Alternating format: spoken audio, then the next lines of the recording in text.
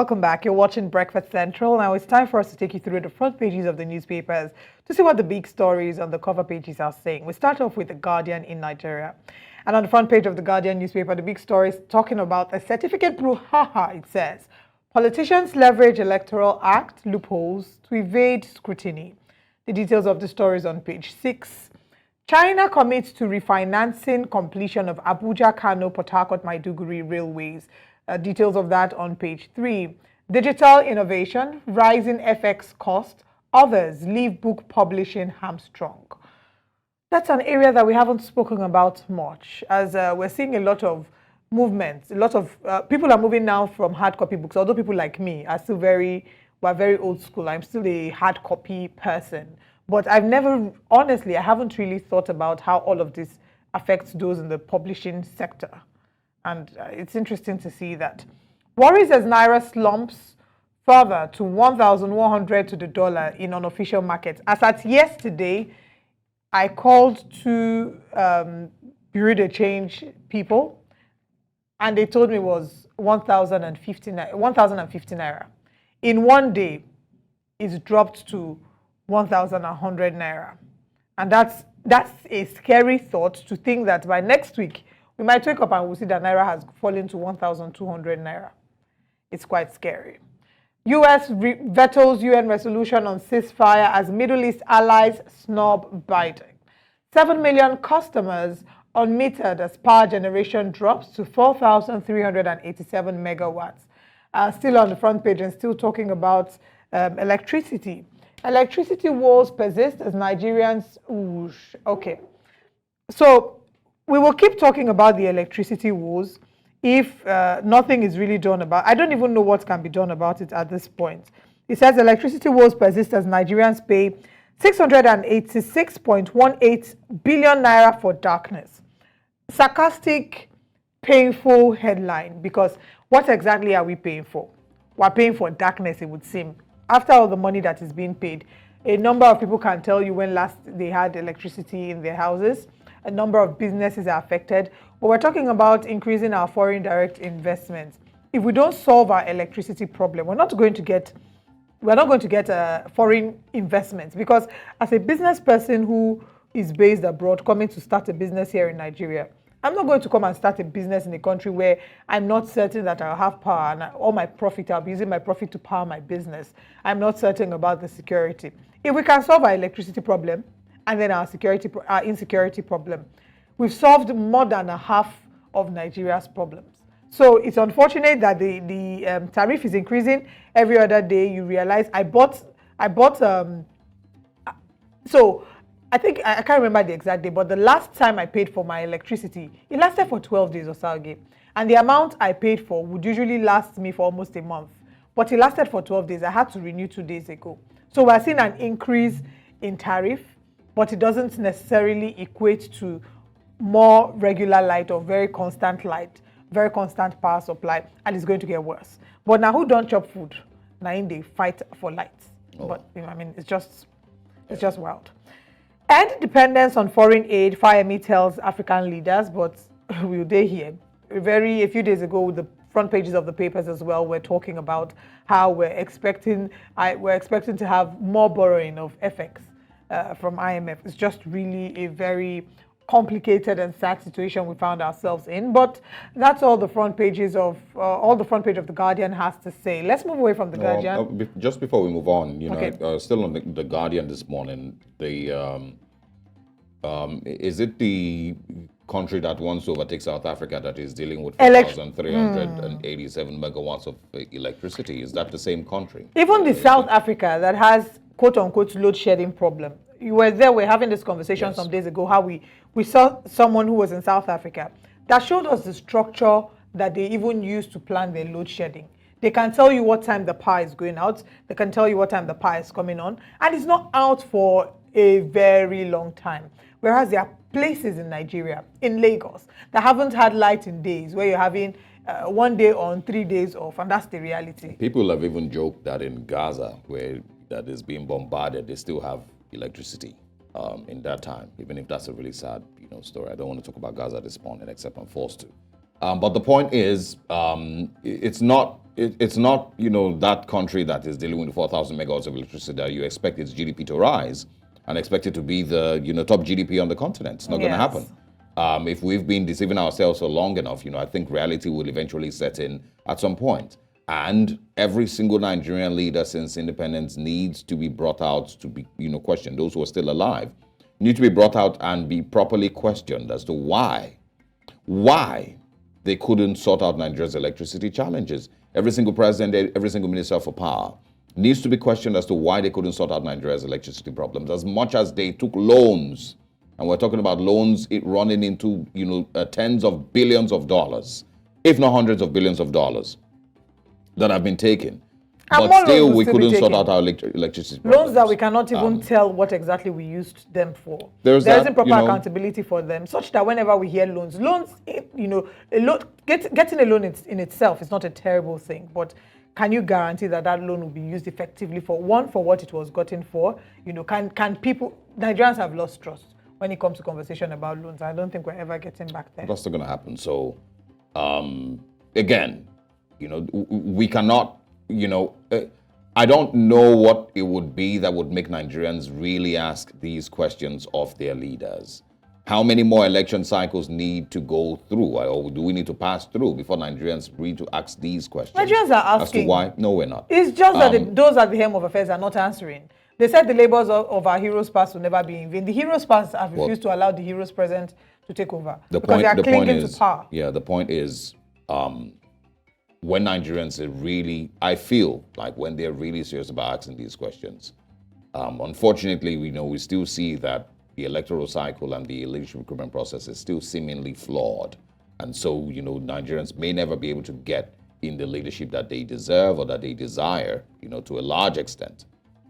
But that's on The Guardian. Let's move away from The Guardian and see what's on the Punch newspapers this morning. It says here, contributory pension. NLC, retirees lament as 26 states fail to join scheme. Lagos, 5 others in full compliance, contributory pension scheme inevitable, says PENCOM. Withholding pension immoral, says NLC. Retirement now death sentence. Retirees kick. Just to keep in mind that when governors leave office, there's nothing, stopping them from receiving their hundreds of millions of naira in allowances and cars and houses and food and free healthcare for a lifetime. Nothing stops, that level of pensions for them. But Nigerians who work 35 to 40 years of their lives and give every single thing, blood, sweat, and tears, in service of the country and in service of their state, are the ones that are denied their pensions and have to fight and cry and kick and scream to finally get pensions. And it's not like the pensions are in millions of naira. We're talking about pensions as little as 30,000 or 40,000 or 60,000 naira a month pension. And that's what they are meant to live on for a lifetime. But even that is hard for both federal and state governments to pay these Nigerians. All right. China to fund Port Harcourt, Maiduguri, Abuja, Kano rails. Anti-graft war should start from National Assembly, says the EFCC chair. And that's one of the reasons that I asked the question earlier. That is Nigeria really ready to fight, corruption? Or is it just mouth? Exactly. Because that's the way that it seems. We change EFCC chairman, we change ICPC chairman every other tenure, and it doesn't seem like the structures, the systems that should be put in place, the way that things should function, in order to actually fight corruption. It doesn't seem like any of that is happening. And by the way, when the country generally doesn't have any faith or any trust in the legal or justice system, when we see, questionable judgments being given, via the electoral process, from the elections, it almost, tells the rest of Nigerians that there's really no need to trust in any part of the system, including the auditing and the anti-corruption, aspect of Nigeria. I mean, so the picture I'm painting is, when you take a general look, an X-ray of the way that the country functions and the way that the country runs and how questionable a lot of things are, it makes the fight against corruption harder. So changing your EFCC chairman may really answer absolutely nothing. Changing the EFCC chairman, changing the service chiefs may answer absolutely nothing. If we do not set systems and structures in place that would actually help fight corruption. if we do not have an Auditor General of the Federation that is listened to when he puts out his report every year and points out where money has been missing and stolen and where, there just seem to be, inconsistent here and there. If we do not have that happen every year, then we're, making a mess of our corruption battle. If every 4 years, a governor is charged with corruption and charged with stealing tens of billions of naira, and the people who assisted him steal that money allegedly do not ever get called out or be arrested or prosecuted, then we are not fighting corruption. Some would then say maybe now is the time to revisit the conversation about the immunity clause and how people in office, although, there are arguments for and against that, but it would seem that there's a certain covering that being in office gives, such that you can't be investigated, you get away with it. And when you're outside office, it's hard for an investigation to actually occur. True. The EFCC seems to have a bigger bite with internet fraudsters, allegedly, than it does with politicians. People who have dreadlocks and certain... All right, still on the Punch this morning. Akpabio meets Tinubu, dismisses crisis in Senate. All right. Gaza hospital attack sparks protest. Biden, Israel blame terror group. Ondo Assembly asks Aiyedatiwa to withdraw suits. And also extortion. Police remove DPO and others after Punch report. Alafin, EFCC quizzes or your kingmakers over bribery allegations. These are the big stories on the Punch newspapers this morning. All right, now let's go to the Daily Trust newspaper this morning and see what the front page is saying. On the front page of the Daily Trust, marketers blame Forex, others as fuel scarcity returns to Lagos, Abuja. As I'm speaking, my heart is palpitating because my fuel tank has gotten to half, and typically, out of trauma, I never let my fuel tank get to half in my car because of the trauma of going to queue and begging for fuel. I think the second worst thing would be, I don't even know which is worse, having the fuel price getting increased and then scarcity. It's bad enough that we're buying at a ridiculously expensive rate already.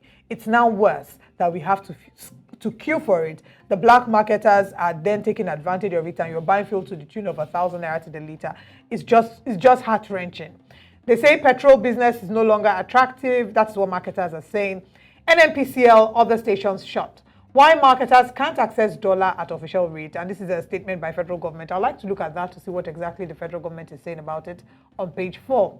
China commits to financing Abuja, Kano, Port Harcourt, Maiduguri railways. That's still on the front page of the Daily Trust newspaper. We also have here diphtheria. Borno records 59 deaths and 481 cases in 14 local government areas.